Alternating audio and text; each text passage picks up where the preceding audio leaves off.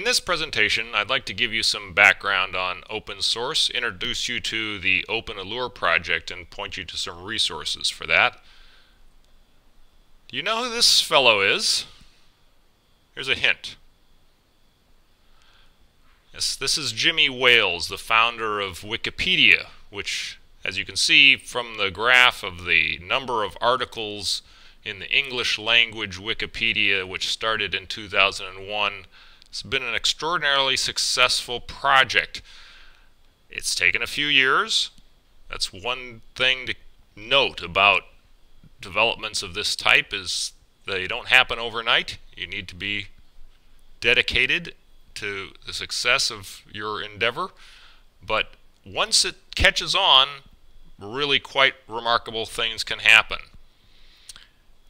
Here's a summary of the other languages in which Wikipedia has been distributed. So that 3 million pages in English is just the largest of the current Wikipedias in other languages. Another lesson from this project is the comparison of the total number of pages to the total number of edits to those pages. You don't get things right the first time. It seems a ratio of about 20 edits for each finished page is about what it takes to get everything the way it needs to be, or to get it into presentable form over time. What are these projects about? They're about open source. Taking the collaborative efforts of a group of people and sharing them. It started in software with sites like SourceForge, and then Google Code came along. There have been some smaller sites such as this Launchpad, which, as you can see, has 17,984 projects in it. Google Code and SourceForge, by the way, each have something like 250,000 projects. You can get involved in open source projects and benefit your career and your portfolio by doing this public, global, collaborative work. So let me introduce you to Open Allure, a project happening here at AUT. This is a cross-platform voice and vision enabled dialogue system. You see screenshots from the Apple, Linux, and Windows versions of the program.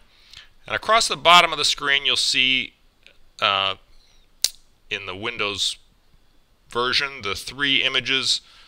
That's me raising my hand with a headset on.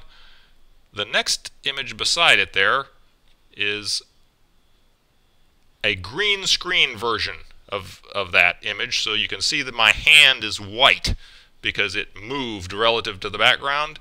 And in the third image on the right, it's touched a few spots, sensitive spots within the video image, and selected the input field.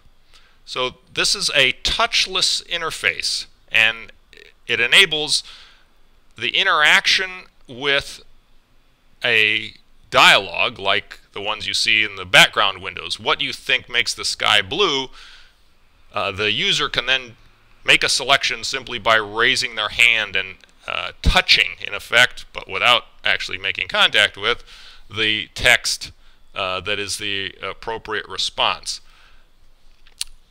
Let's move on to some resources where you can find out more about Open Allure.